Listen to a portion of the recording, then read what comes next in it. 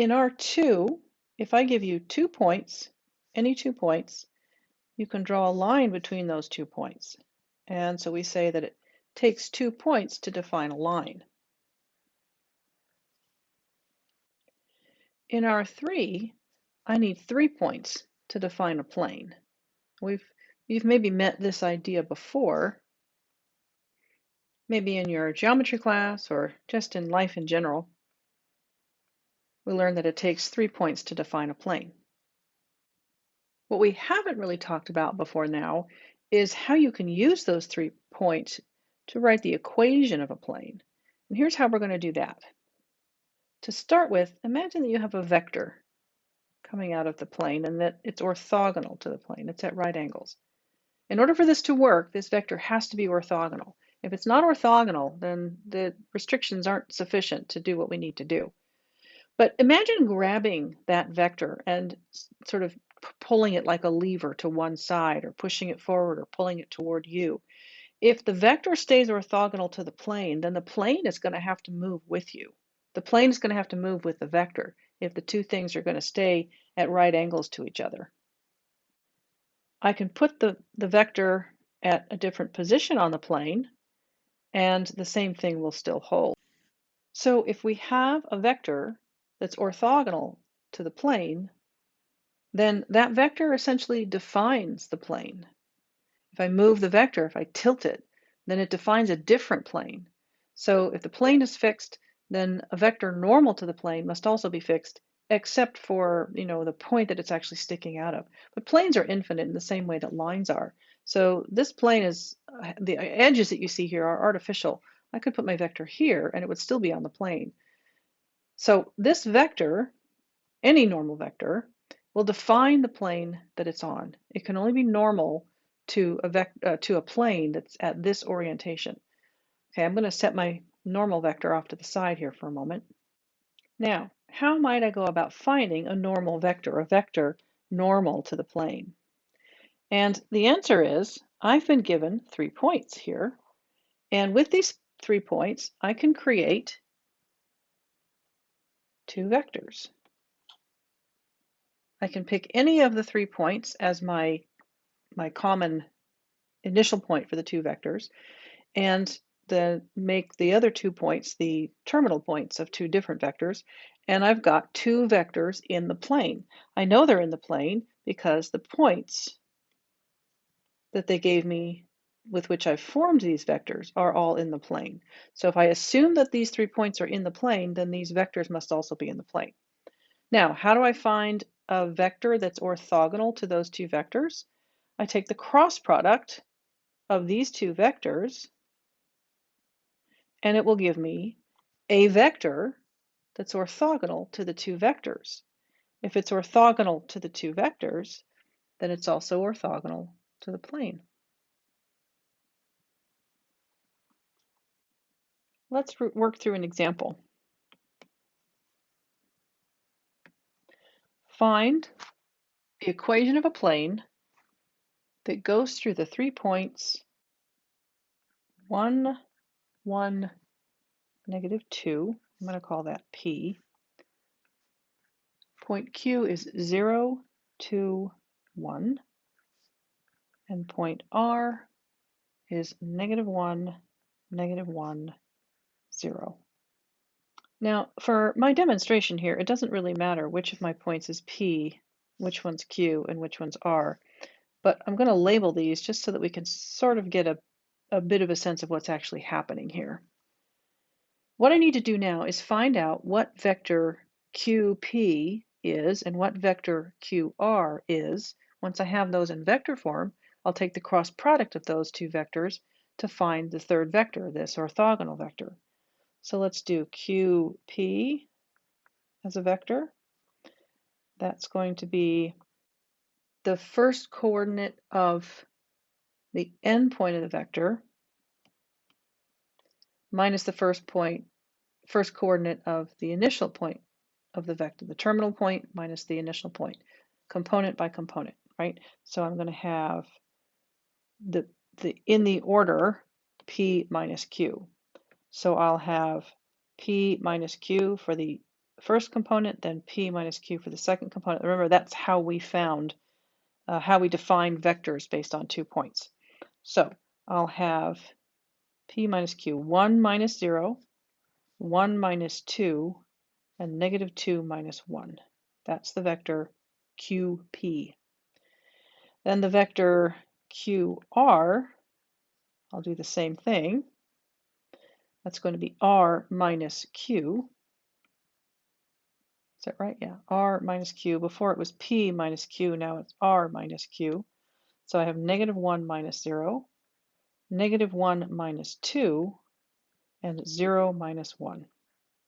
Those are my two vectors. Now they may or may not be the vectors that you see on the screen here. That sketch was just to give us a sense of what was happening. It's not necessarily accurate. But now what I need to do is find this vector. Any normal vector will do, because remember I said I could grab that vector and move it around, right? I can put it anywhere I want. So I've chosen to put it at Q because I know how to find the vector normal to the plane, normal to those two other vectors, if I use those two other vectors. So I'm choosing to put it in that position because that's the one that's I'm gonna get from the cross product of these other two vectors. So now what I want is QP crossed with QR. And actually, let's double check that because I want to make sure that my cross product is going in the right direction. I want my thumb to stick up when I wrap my hand around this. And in order for that to happen, actually, it doesn't really matter, but let's just go ahead with this because it's good review. In order for that to happen, I need to move my hand along like I'm sticking it out to shake someone's hand in the backwards direction of this vector, so that when I wrap it around this normal vector, my fingers extend in this direction. And that means that the QR vector has to come second in my cross product. So that's correct. That is going to give me this vector, not the one that shoots out behind the plane here. All right, to find this cross product, I need to set up a matrix and take the determinant of that matrix. And that matrix is QP is 1, negative 1, negative 3. QR is negative 1, negative 3, negative 1. Take the determinant of that matrix, and I'm going to have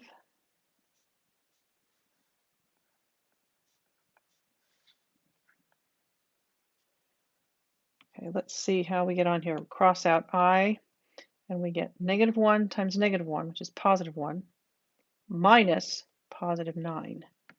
So 1 minus 9, which is negative 8. For my J component, I get 1 times negative 1, which is negative 1, minus positive 3. Negative 1 minus 3 is negative 4. And when I take the negative, which I had here, I don't know if you saw, I just turned that into a plus. I had minus negative 4. I turned that into a plus, makes it positive 4. And then for K, I have negative 3 minus positive 1. Negative 3 minus 1 is negative 4. So I have negative 8I plus 4J minus 4K, or negative 8, 4, negative 4. That is a vector orthogonal to these two other vectors, and therefore orthogonal to the plane that these two vectors are in. That is a vector normal to that plane. Here's another one.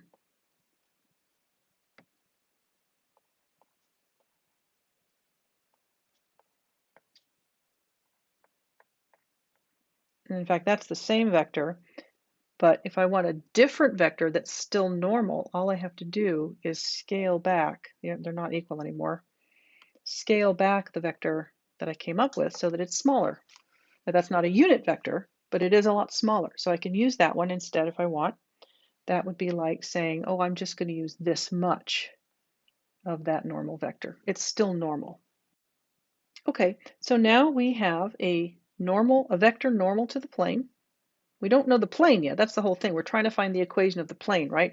But we do know that that vector is normal to the plane because they gave us 3 points to use to find two vectors in the plane, and then we found the vector orthogonal, or a vector orthogonal to those two vectors.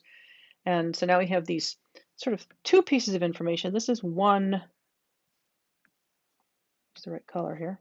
This is one piece of information. I think of that as one sort of multifaceted piece of information. It's 3 factoids, but together they are 3 points on the plane. And we need 3 points to define the plane. Notice that we needed all 3 points to come up with our two vectors.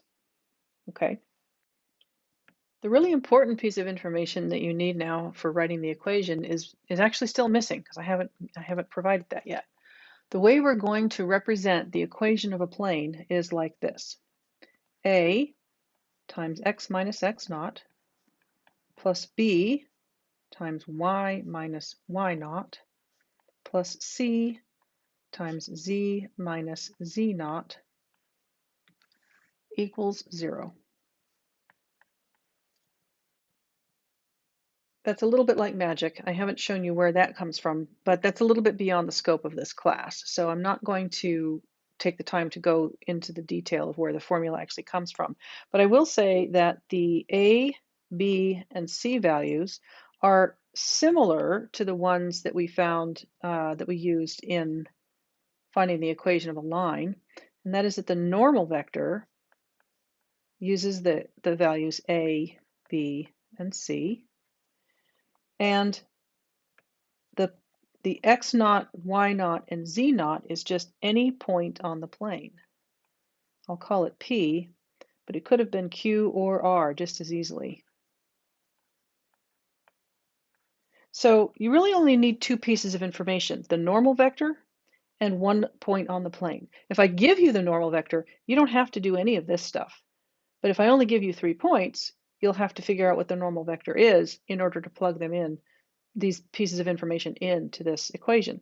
So let's apply that now to the line that the plane that we're working with here. My equation is going to be, let me rewrite it actually. Rewrite the formula here.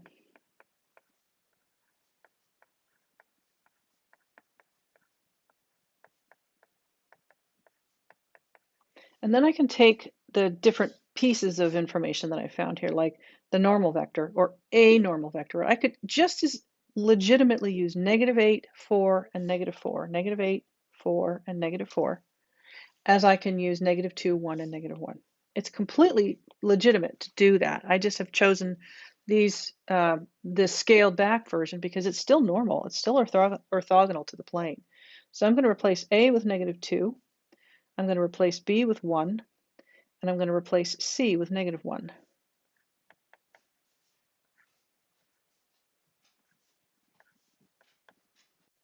Also, as before, my x, y, and z are the variables here. So those are just x, y, and z. The x naught, y naught, and z naught are the coordinates of a point. So I can pick P, Q, or R. It doesn't matter. Let's just go with P since I've used P over here, but it can be any of them.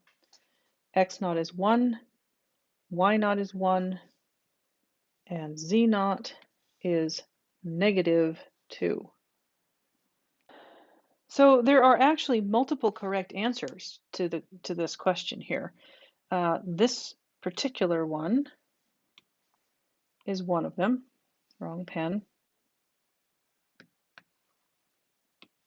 This is one correct answer. And I'll write another one just because I'd like you to see that. I'll just use a different point for this one. Let's use Q for our x naught, y naught, z naught. I'll get -2 times x minus 0, which obviously I can write as just -2x, plus 2, nope, plus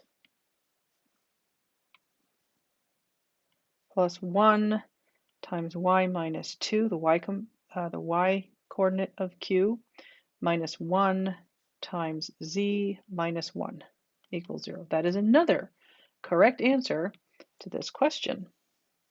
Now let's just do one more. Because I can use this other vector here. I can use the larger, longer vector. I can say -8 times x, oh, what the heck, let's use r, x minus -1 plus 4 times y minus -1 minus 4 times z minus 0 equals 0. And of course I could write this just as minus 4z, just like I could write this one as -2x. So there is a third correct answer.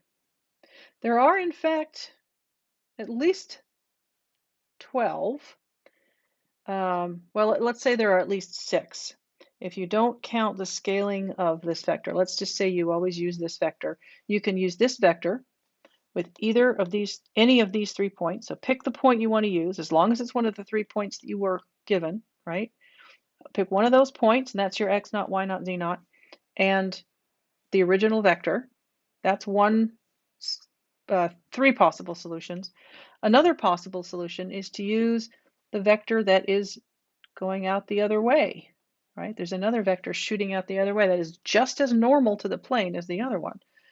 And if I do that, then that changes the signs of the components of the vector, the normal vector. And so I have 3 additional combinations of a vector with each of these 3 points. So that's 6. Then if you scale this vector in any way, there are actually an infinite number of solutions to this original question. There are an infinite number, but that doesn't mean that any old point will work or any old vector will work. You still have to find a vector that is normal and use one of the 3 points. Anyway, that's how you find the equation of a plane in R3.